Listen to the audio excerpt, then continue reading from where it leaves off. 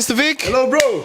All right, good to see you again. Same here, bro. Okay, we want to talk about one of the successful clubs, if not the most successful club in Tanzania, and that's Young Africans. But now, what do we want to talk about Young Africans? You see, one of the hallmarks of a successful club is the ability to, at the end of the year, gather together and then check out the achievements for the year, strategize, find out where you didn't do well, re-strategize again, and look forward to the coming year. And that's what Young Africans as a team sat down to do.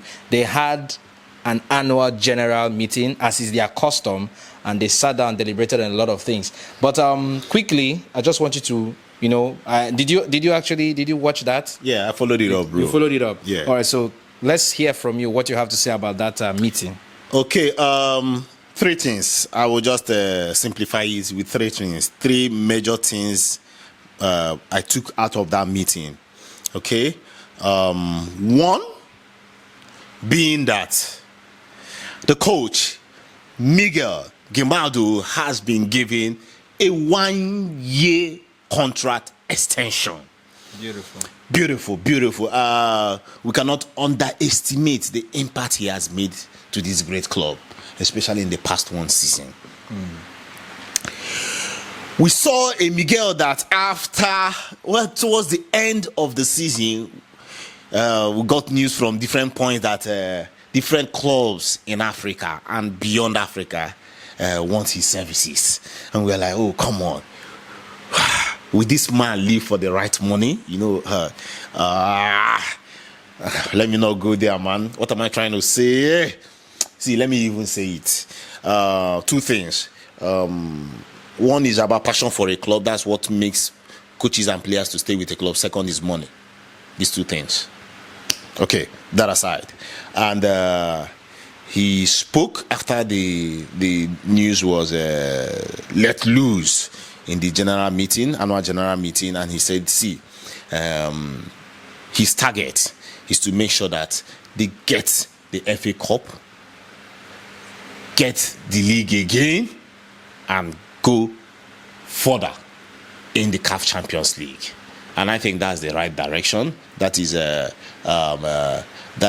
mission that is achievable. Okay, if they can, thank God the gaffer is staying. I hope that the players stay, and also they can bring in some few players to exactly improve the team further. That aside, second, which is a very, very big news. And what is that news? The news is that the government of Tanzania has given Yanga the approval to build a stadium, a modern stadium, not just a stadium, but a modern stadium in the Jangwani area. That's beautiful. That's what we're talking about here. That's beautiful. I know everybody out there, they will be very happy about this news. Their own stadium. And the plan is it will have 20,000 capacity. Wow. And I hope that it will also be extended as the club keeps growing and growing. And this is over 40 acres of land I'll be giving. But this is coming with one condition. Okay. And that condition is that they must start and complete this stadium within a timeline. And that is the qualms. I will call it qualms. But the money, they say the money is available, 40 billion Tanzania shillings, okay? And some companies, especially banks, the CRDB Bank, the NDB Bank, and one other bank out there are ready to finance this project, to invest in this project, which is a big deal, okay? Yeah. And I wish them all the best. I can't wait for the opening of this stadium. Yes, it has not started. But then I know you would like to go now. With Yanga, anything is possible. And I would love to go too. You go? Definitely. Will I join you? Yes, of course you will. Oh, you go alone. No, we'll go together. Okay, man, that's what we are hoping for. Okay, we need our African clubs to have comfortable places, good complex, but then to play their game, play their friendlies, and during breaks like this, especially summer like this. Come on, you rent these spaces out to make more money. Okay, for concerts, for for events, for other sporting activity. You open it up, make your fast cash, put it inside the club's account, and use it to run the club. Keep running the club, okay? Lastly, the third part, which is not really a good news, and that news is that Yanga took a loss. They took a loss in their revenue.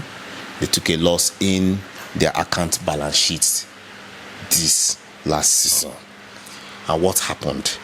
The club made 21.3 billion shillings, Tanzanian shillings, and they spent 22.2, meaning that they are running a loss of 1.1 billion.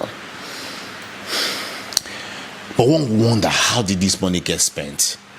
Let me first start with how did they get this money? 1.5 was gotten from tickets, which for me I think is more.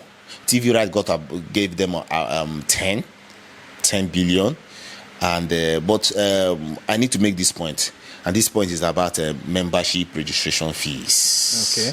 Okay. The amount wasn't so cool for me. I think for a club like Yanga, more donations should come, more members should pay their fees, because in not just even in Africa, even in Europe, members of clubs pay this dues so that they sustain their club. If you go to North Africa, okay, they pay a whole lot of money.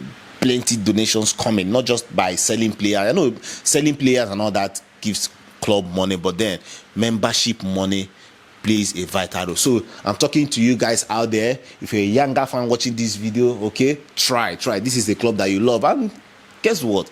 If you love a team, you don't have any choice than to spend money and time, of course, to that stuff. So I encourage you out there, and if you are also, especially our African followers, if you are following a club out there, please, if you can, please go and donate to your club, okay? And for the cool thing about Yanga is that they have been able to open their books to their fans, to their stakeholders, to say, see, this is what is happening. This is how we spend your money on transportation, on feeding, on housing, on players. Players took chunk of this money. Players' salaries especially took a whole chunk of this money, and we're talking about over 7.4 billion was spent on salaries. But let's not also forget, lastly, as I round up, that the club was able to bring in good players. Definitely. Players like Guede that came in, and he really impacted in the team. Okay, Pakome, if I'm not mistaken, also joined the club, and the club has had some very good time bringing in this player, and they've also contributed in winning trophies for the club. So as it stands, big congratulations. What an AGM for the club. This is time for them, everybody, to go and relax your muscles, okay? Go for your holidays, refresh. If there are some 1 or 2 courses for the management staff that need to go and do, come on, go and do, have fun, and let's get back to the new season and push African football to the world. Thank you so much. Congratulations once again to Young Africans, aka Wananchi, children of the deserts. Sisindo Yanga, O Africa, Watoto, Wajangwani. Children of the desert. Wonderful. If you're watching this for the very first time, this is Football Intel. If you have not subscribed to this channel, please do so. Click on the subscribe button and then go ahead and activate the notification bell so that you can be up to date with videos as soon as they drop. And to those of you as subscribers, we say thank you, guys. Celebrating 5,000 subscribers. You guys made this happen and you made this possible. We are so excited. We are so happy. It's a pointer that we are progressing as a channel. And secondly, we have active subscribers who are giving us top-notch engagement on this platform. We say thank you to you guys. And we also implore you and urge you guys to keep liking, keep commenting, keep sharing our videos on all social media platforms. Let it go out there into the world and let people see, especially lovers of African football, what this channel has been doing to improve our league and contributing our own little quota to the development of African football.